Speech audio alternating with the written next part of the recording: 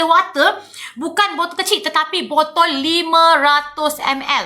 Yang ni saya bagi kenapa? Apa guna micellar water ni? Micellar water ni kalau you pakai powder, pakai makeup, kadang-kadang nak solat, kita kena basuh lecing, kadang-kadang kan basuh kelecah muka kan. So bila you cuci muka, banyak kali, satu hari 5 kali cuci muka, lama-lama kulit you kering.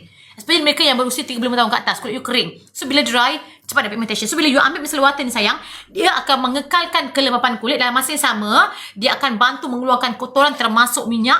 Dia akan bantu remove makeup yang waterproof. Nampak ni kita pakai, tengok Takkan tak tenang kakak, bau dia pewangi. Dia akan tenangkan kita punya kulit. Sebab nampak kakak? Okay, nampak?